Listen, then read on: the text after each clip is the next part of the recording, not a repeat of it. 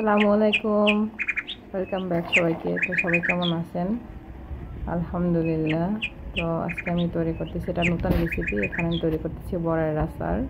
ভিডিওটা কিছুদিন আগে করেছিলাম, বাট আমি যে ব্যস্ততার কারণে ছাড়তে ভুলে গেছিলাম। তো আজকে আবার সামনে পড়লো, তো এই জন্য চিন্তা ভাবনা করলাম যে তাহলে আজকে ছেড়ে দিই।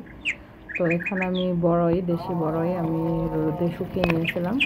তো প্রথমে বড়ার যে বোটা থাকে, বোটাটা ফেলে দিয়ে আমি পানি দিয়ে ভালো করে ধুয়ে পরিষ্কার করে একটু সময় ভিজিয়ে রেখেছিলাম। ভিজিয়ে তারপর পানিটা ফেলে দিয়ে আমি বড়াটা চটকে এরকম করে এখানে আমি দিয়ে দিয়েছি গোটা ধনিয়া এবং জিরা। এগুলো আমি জাস্ট হালকা একটু টেলে নিব।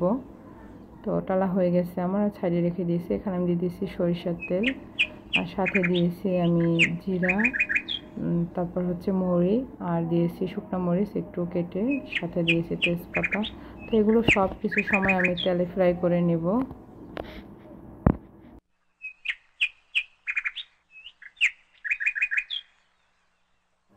তো আমার ফ্রাই করা হয়ে গেছে। এরপর যে আমি যে বড়াইগুলো রেখেছিলাম, তো ওগুলো আমি এখানে অ্যাড করে দিয়েছি। তো উল্টে পাল্টে নেড়ে চেড়ে কিছু সময় ভেজে তারপর আমি এখানে চিনি অ্যাড করে দেব।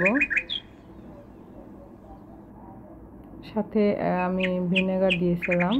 তো আমি যে মশলাটা টেলে রেখেছিলাম, তো ওটা আমি গুঁড়ো করে নিচ্ছি। তো চিনি দিয়ে চিনিটা ভালোভাবে মিশিয়ে নেব।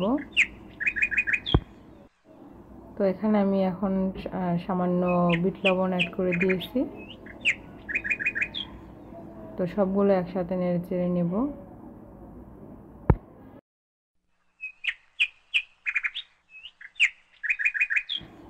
তো আমি যে রোস্ট করা মশলাটা রেখেছিলাম, তো সেই মশলাটা দিয়ে দিয়েছি। সাথে দিয়েছি আমি চিলি ফ্লেক্স, অল্প পরিমাণে দিয়েছি।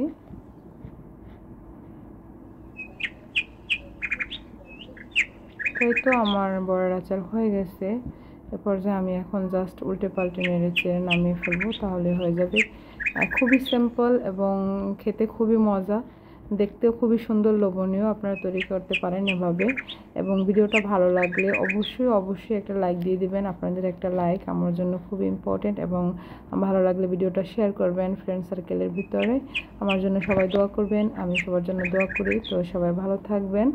আল্লাহ হাফেজ, আসসালামু আলাইকুম।